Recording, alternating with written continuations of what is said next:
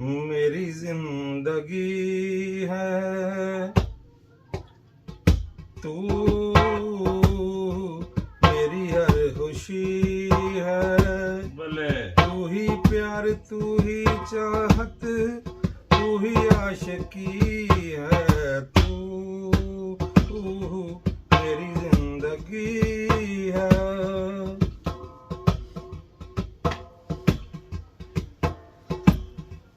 पहली मोहब्बत का एहसास है तू, पहली मोहब्बत का एहसास है तू।